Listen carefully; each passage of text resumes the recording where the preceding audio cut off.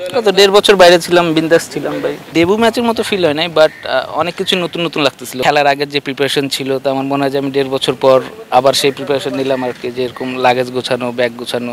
Careful আমি আলহামদুলিল্লাহ যেমন ছিলাম ভালোই ছিলাম। আমার খেলাধুলা নিয়ে তো কোনো কমপ্লেন ছিল না। আমার লাইফ ভাই আমি কীভাবে লিড করি সেটা হচ্ছে আমার ব্যাপার।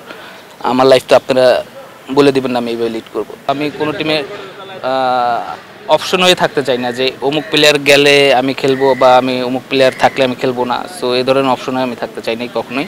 অবশ্যই ভালো লাগতেছে। আর মানে কি বলবো, যে জিনিসটা মিস করতেছিলাম আমাকে ক্রিকেট খেলার, সো অবশ্যই খুব ভালো লাগতেছে। অনেকদিন পর খেললাম আর কি প্রিমিয়ার লিগ, তো অবশ্যই ভালো লাগতেছে। আর কি বলবো এটা নিয়ে, কত 1.5 বছর বাইরে ছিলাম, বিন্দাস ছিলাম ভাই। আর কি বলবো, ফ্যামিলির সাথে ছিলাম, ভালো ছিলাম আলহামদুলিল্লাহ। খেলা মিস করছি ঠিক আছে, বাট ফ্যামিলির সাথে ছিলাম, ভালো ছিলাম। না, ডেবু ম্যাচের মতো ফিল হয় নাই, বাট অনেক কিছু নতুন নতুন লাগতেছিল। কারণ আপনি যদি খেলার আগের যে প্রিপারেশন ছিল, তো আমার মনে হয় যে আমি 1.5 বছর পর আবার সেই প্রিপারেশন নিলাম আর কি, যে এরকম লাগেজ গোছানো, ব্যাগ গোছানো। তো অবশ্যই একটু নতুন লাগতেছিল, বাট ভালোই লাগতেছিল যে খেলবো এতদিন পর। তো যদি ভালো পারফর্ম করতে পারতাম তাহলে আরও খুব ভালো লাগতো। না ভাই, আমি অনেক আনলাকি ভাই, এত লাকি না আমি।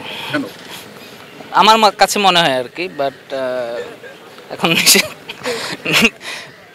এখন কি বলবো আর কি, যে হ্যাঁ ম্যাচ ছিল বিদায় আমি খেলছি। আরও অনেক টিমের অফার ছিল, বাট আমার কাছে মনে হয়েছে যে এই টিমে খেললে আমার জন্য ভালো হবে, সো আমি এই টিমে খেলছি।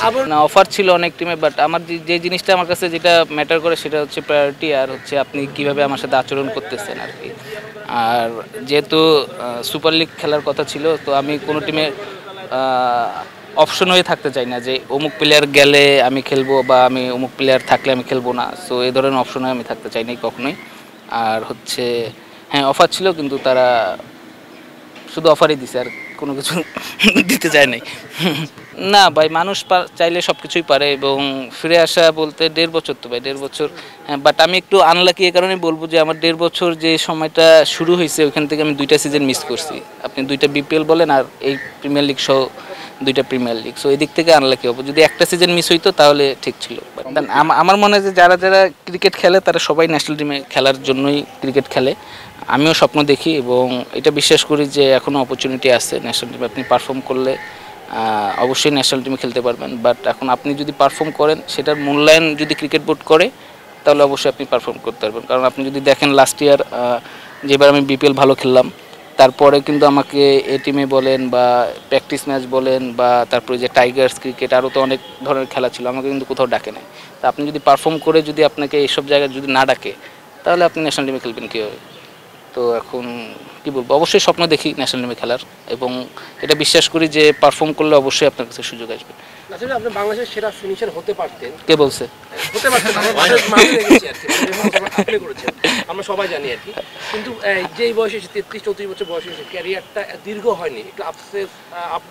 আমার কাছে মনে হয় যে এই জিনিসটা হচ্ছে যে আপনি যখন সিলেকশন প্যানেলে থাকবেন, আপনি যদি দেখেন যে বাইরের সব দেশেই কিন্তু সিলেকশন প্যানেল আপনার 2 বছর পর পর চেঞ্জ হয়। সাপোজ ধরেন আমি একটা জায়গায় আসি বা আমি মানে সিলেক্টর, তা আমার চোখে কিন্তু সবাইকে একরকম লাগবে না, এটা স্বাভাবিক। তো 2 বছর পর পর চেঞ্জ হলে হয় কি, আমার চোখে যাকে খারাপ লাগবে 2 বছর পর যখন এখানে আরেকজন আসবে তার চোখে তাকে ভালো লাগতে পারে। তা আপনি যদি এখন 9-10 বছর ধরে যদি একই জায়গায় থাকেন, আমি যদি যারে পছন্দ করব না তার তো কেরিয়ারই শেষ হয়ে গেল অলমোস্ট। তা আমি মনে করি যে আমার ক্ষেত্রে এই জিনিসটা হয়েছে, এবং আমি আমি যদি 5টা সুযোগ পাই, আমার মনে হয় যে বাকি যারা আছে তারাও 5টা সুযোগই পাওয়া উচিত। এমন না হয় না যে ওরা 20টা সুযোগ পেলাম আমি 5টা সুযোগ পেলাম, বাট আমার কাছে মনে হয় যে এই জিনিসটা হয়েছে আর কি। হইতে পারে আর কি, আমার কাছে মনে হয়, এখন যাই না। না, অবশ্যই ফিটনেস, আমি একটু ওয়েট গেইন করছি, আমার ফিটনেস তো অবশ্যই ইম্পর্টেন্ট। আর খেলতে চাই যতদিন, ক্রিকেট খেলা তো আর হুট করে ছাড়তে পারবো না, কারণ যেই খেলা হচ্ছে ছোটোবেলা থেকে খেলে আসছি, তো আমি খেলতে চাই যতদিন খেলতে পারবো আর কি, শরীর যাবে এবং আমার ডিমান্ড থাকবে আর কি, যে ততদিন। কি ফেস করছি ভাই বুঝলাম না।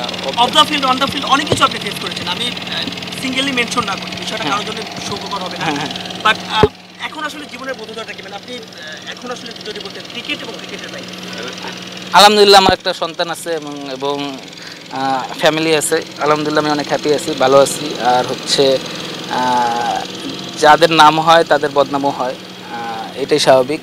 তো আর আমরা তো এখনও অনেকে অনলাইন মিডিয়া এরা তো নিজের টিআরপি বাড়ানোর জন্য যা তা করে নিউজ করে, আপনাদের সবাইরই বলতেছি আর কি, এটা সত্য কথা। তো আমার মনে হয় যে এরকম নিউজ না করাই ভালো, কারণ আপনাদের একটা নিউজের কারণে হয়তো বা কিছু লাইক ভিউয়ের কারণে আরেকটা ফ্যামিলিতে সমস্যা হতে পারে, বা তো এটা আপনারা ভালো জানেন। যদি আপনাদের ফ্যামিলির সাথে এরকম হয় তাহলে তখন বুঝতে পারবেন আর কি জিনিসটা।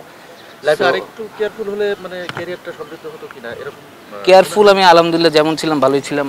আমার খেলাধুলা নিয়ে তো কোনো কমপ্লেন ছিল না, না আমি ইনডিসিপ্লিন ছিলাম, না আমি খেলাধুলায় ফাঁকি মারছি, এরকম তো কোনো কিছু ছিল না। আমার লাইফ ভাই আমি কীভাবে লিড করি সেটা হচ্ছে আমার ব্যাপার। আমার লাইফ তো আপনারা বলে দেবেন না আমি এইভাবে লিড করব। আপনি শুধু দেখবেন আমি মাঠে কেমন আছি। এটা যেহেতু আমি ক্রিকেট প্লেয়ার, আমি মাঠে কেমন আছি আপনি এটা দেখবেন। যদি আমার মাঠে ক্রিকেটের যদি কোনো কিছু খারাপ হয়ে থাকে তখন আপনারা বলতে পারেন।